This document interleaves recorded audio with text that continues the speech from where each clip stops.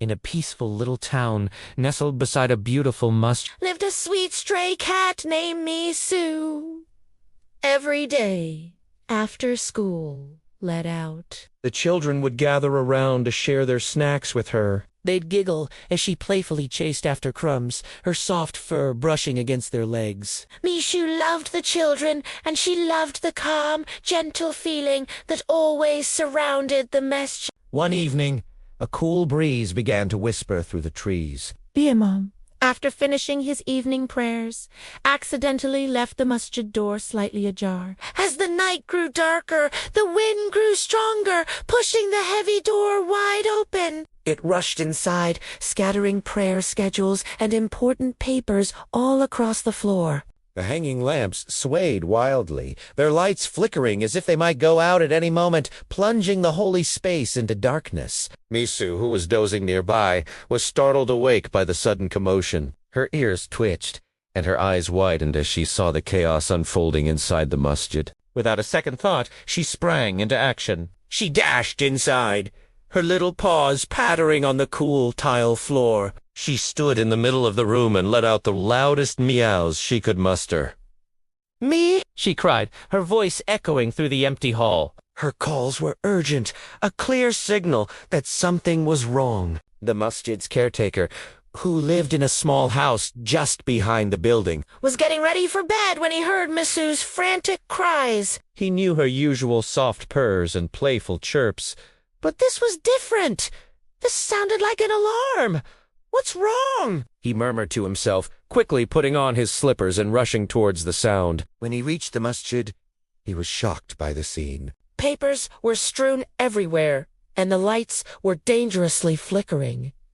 He immediately understood what had happened. "Oh, you clever little cat!" he exclaimed, hurrying to secure the lamps and gather the scattered papers. He then firmly closed and locked the door, shutting out the howling wind. He turned to Misu, who was now sitting quietly, watching him with her big, intelligent eyes. He knelt down and gently stroked her back. "You saved the masjid, little one," he said with a warm smile. "You are our little guardian."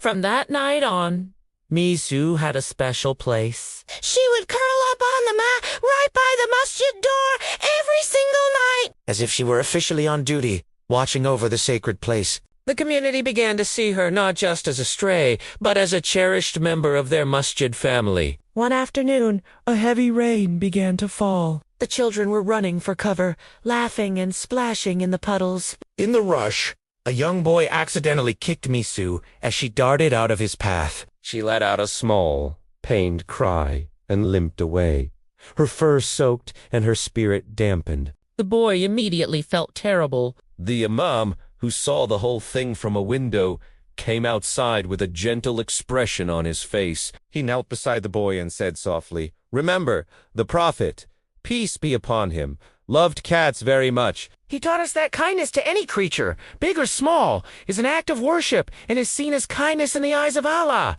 The Imam's words were full of warmth and wisdom. The boy looked at Misu, who was shivering under a small ledge, and his heart filled with remorse. He slowly approached her, his hand outstretched. "I'm so sorry, Misu," he whispered, petting her wet fur as gently as he could. "I didn't mean to hurt you." Misu looked up at him, and after a moment, she leaned into his touch and began to purr softly. The boy's apology was accepted. That evening, as the rain continued to tap on the windows, the boy sat near the masjid entrance, and Misu, now dry and warm, curled up right beside him. Her purring was a comforting, happy rumble that filled the quiet air. This beautiful story reminds us that caring for animals is a noble tradition, a sunnah of our Prophet. It teaches us that showing mercy and compassion to all of Allah's creation is a powerful way to earn His mercy in return. Thank you for listening, and don't forget to like and subscribe for more inspiring stories.